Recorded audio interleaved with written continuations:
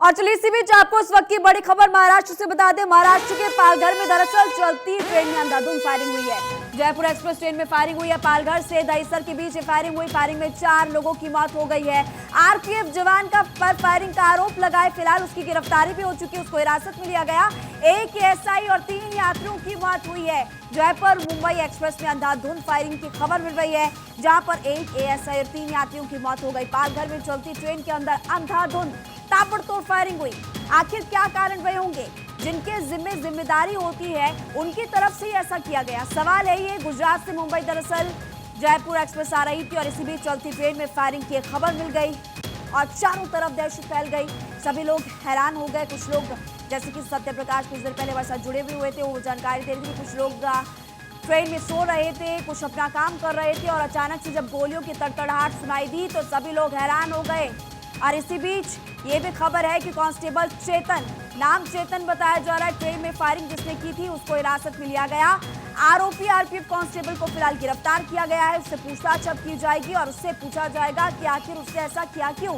गुजरात से मुंबई ट्रेन में फायरिंग हुई है। ये ट्रेन गुजरात से मुंबई आ रही थी और इसी बीच ये खबर है कि यहाँ पर 4 लोगों की मौत हो गई है। केशव झा इस खबर पर और ज्यादा जानकारी विस्तार से देंगे। केशव, चलती ट्रेन में ताबड़तोड़ फायरिंग होगी जिसमें 4 लोगों की मौत हो चुकी है, आपके पास क्या अपडेट? जी मैम, देखिए आज सुबह तकरीबन 5 बजे की ये घटना है, जब जयपुर मुंबई सुपरफास्ट एक्सप्रेस जयपुर से निकलने के बाद गुजरात होते हुए मुंबई जा रही थी। वहीं मुंबई सेंट्रल तक ये ट्रेन जयपुर से चलती है, लेकिन मुंबई सेंट्रल से पहले मीरा रोड के पास जो इस ट्रेन में यात्रियों की सुरक्षा के लिए तैनात आरपीएफ के जवान थे, उन्होंने ही चेतन नाम था जिसका कांस्टेबल का बताया जा रहा है, वो अपने एएसआई पर गोली चलाता है। जिसके बाद B5 जो एसी बॉगी में तैनात ये आरपीएफ जवान अपने सहयोगी एएसआई पर गोलीबारी करता है। उसी दौरान जो बाकी यात्री थे B5 एसी बॉगी में, वो भी इस गोली के शिकार हो जाते हैं। और अभी जो सूचना मिल रही है उसके अनुसार 4 लोगों की इसमें मौत हो गई है। एक एएसआई समेत 3 जो यात्री थे जो इस ट्रेन में ट्रैवल कर रहे थे, उनकी मौत हो गई है। तो टोटल 4 लोगों की अभी मौत हो गई है। और मुंबई के फायरिंग हुई, आप बता रहे हैं 4 लोगों की मौत हुई। आसपास में बाकी लोग भी मौजूद थे, क्या उनको चोट तो नहीं आई?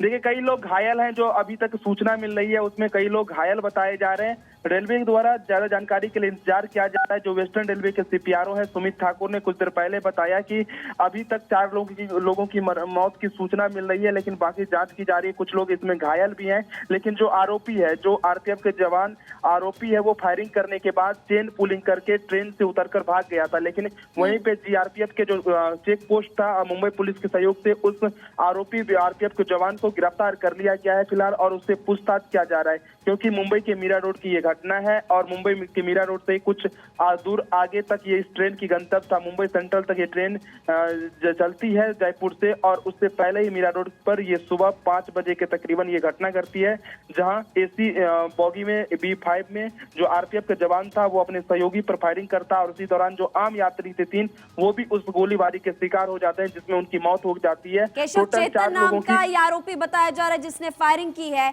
आखिर उसने ऐसा किया क्यों? क्या पहले से इनकी कोई रंजिश थी या फिर वहीं पर कोई कहासुनी हो गई? क्या ये साफ हो पाया है? जी देखिए, आरपीएफ का जवान चेतन था, वो अपने सहयोगी सीनियर एएसआई पर गोलीबारी करता है। हो सकता है आपसी कोई मतभेद हो या ड्यूटी को लेकर कोई मतभेद हो जिस कारण वो गोलीबारी की हो, यह भी फिलहाल क्लियर नहीं हो पाया है। पुलिस ने गिरफ्तार कर लिया है आरोपी आरपीएफ जवान को और उससे पूछताछ की जा रही है।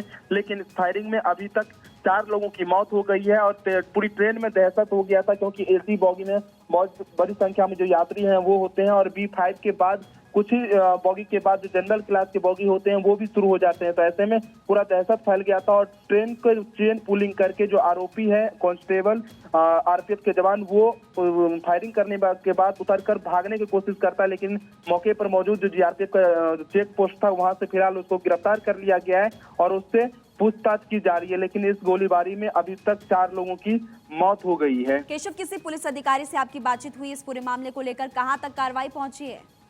जी देखिए, वेस्टर्न रेलवे के जो सीपीआरओ हैं सुमित ठाकुर, उनसे कुछ देर पहले मेरी बातचीत हुई थी। उन्होंने भी कहा कि हम लोग मौके के लिए निकल रहे हैं, लेकिन अभी तक के लिए सूचना मिली है उसमें 4 लोगों की मौत की सूचना मिली है। बाकी जो आरोपी आरपीएफ के जवान है जिसने गोलीबारी की थी, वो भागने की कोशिश किया था चेन पुलिंग करके, लेकिन उसको जीआरपीएफ के जो चेक पोस्ट पर सुबह गिरफ्तार कर लिया गया है और उससे पूछताछ की जा रही है। फिलहाल कितने लोग घायल हैं इस गोलीबारी में, उन्हें जो नजदीकी अस्पताल है वहां पर भर्ती किया गया और क्लियर नहीं हो पाया है कि इसमें अभी तक कितने लोग घायल हुए हैं। तो बाकी जानकारी के लिए इंतजार किया जा रहा है। सुमित ठाकुर ने, जैसे जो कि वेस्टर्न रेलवे के सीपीआर है, उन्होंने जो बताया। ठीक है, आप फिलहाल हमारे साथ बनी रही। तो देखिए, चलती ट्रेन में फायरिंग हुई, अचानक से ताबड़तोड़ गोलियां बरसाई गई जिसमें 4 लोगों की मौत हो गई। एएसआई की मौत हुई है, नाम टीकाराम बताया जा रहा है, जिस एएसआई की जान चलेगी। इसके अलावा 3 ऐसे यात्री थे जिनकी मौत हुई है। केशव लगातार हमारे साथ बने हुए हैं। केशव, 3 ऐसे यात्री जिनको कोई खबर भी नहीं होगी, जिनकी कोई गलती भी नहीं होगी, उनकी भी मौत हो गई। इसके अलावा देखिए, एएसआई की भी मौत हो गई। काफी दुर्भाग्यपूर्ण और काफी अब ऐसे लोगों पर कार्रवाई करने की जरूरत है जिनके जिम्मे सुरक्षा का जिम्मा है। जब वही ऐसा करेंगे तो फिर बाकी लोगों पर क्या करें? जी मैम, साफ तौर से जिनके ऊपर जिम्मेदारी होती है चलती ट्रेन के अंदर यात्रियों की सुरक्षा की, वही आरपीएफ जवान ने गोलीबारी की अपने सहयोगी एएसआई टीकाराम के ऊपर। लेकिन उनके आसपास जो आम यात्री मौजूद थे उस एसी बॉगी में, वो भी उस गोलीबारी के शिकार होते हैं, जिसमें 3 आम यात्री जो अपने घर से निकले थे मुंबई के लिए, उनकी जान चली जाती है और कई और लोग घायल भी हो जाते हैं। तो किसी को पता नहीं था कि जो जवान वहां पर बंदूक लेकर उनकी सुरक्षा के लिए पूरी रात ड्यूटी कर रहा था, वो अगले सुबह जैसे मुंबई ट्रेन पहुंचती है वैसे गोलीबारी शुरू कर देगा, जिसमें 4 लोगों की अभी तक मौत हो गई। तो आरपीएफ के जवान के ऊपर जिम्मेदारी होती है किसी भी चलती ट्रेन के अंदर यात्रियों की सुरक्षा को लेकर सभी चेक वो करते हैं। लेकिन इस ट्रेन में जिस तरह से आरपीएफ के जवान ने अपने सहयोगी टीकाराम जो एएसआई थे उनके ऊपर गोलीबारी करता है और इसमें तकरीबन 3 आम यात्रियों की मौत हो जाती है। केशव, डीसीपी नॉर्थ जीआरपी को इस घटना की जानकारी दी गई है। फिलहाल नया अपडेट मिल रहा है इस वक्त। जी देखिए, डीसीपी नॉर्थ जो जीआरपी है उनको गिरफ्तारी के बाद ही सूचना मिल गई थी और वो मौके के लिए रवाना हो गए। उन्होंने भी कहा है कि ज्यादा जानकारी का इंतजार किया जा रहा है क्योंकि मैं मौके के लिए निकल रहा हूं। और जो वेस्टर्न रेलवे के मुंबई के जो डीसीपी हैं संदीप भी, उन्होंने कुछ देर पहले यह बयान जारी किया है कि जो आरोपी आरपीएफ के जवान था उसको गिरफ्तार कर लिया गया और उससे पूछताछ की जा रही है। बाकी कितने लोग अभी घायल हैं उसकी भी जांच की जा रही है। फिलहाल आरोपी को कहाँ ले जाया गया है, इसके बारे में कोई जानकारी मिल पाई है केशव? देखिए, जो मीरा रोड रेलवे स्टेशन है वहीं के चेक पोस्ट पे उनको रखा गया है, जैसा कि अभी सूचना मिल रही है। लेकिन जो संदीप भी हैं, जो डीसीपी वेस्टर्न रेलवे के मुंबई के हैं, उनके अनुसार उनसे पूछताछ किया जा रहा है। जो आरपीएफ आरोपी है उससे पूछताछ किया जा रहा है और कोशिश किया जा रहा है कि वो क्यों गोली चलाया अचानक, किस बात को लेकर रंजिश हुई जिसमें 4 लोगों की जान चली गई है।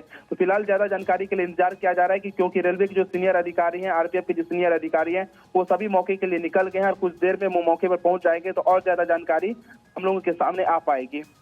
ठीक है, लौटेंगे आपके पास केशव। बहुत बहुत शुक्रिया जानकारी देने के लिए। तो देखिए, बड़ी खबर लगातार मिल रही है जिसमें 4 लोगों की मौत हो गई। चलती ट्रेन में कैसे गोलियों की तड़तड़ाहट सुनाई देती है, ट्रेन में फायरिंग की जाती है और चेतन आरोपी बताया जा रहा है। फिलहाल उसको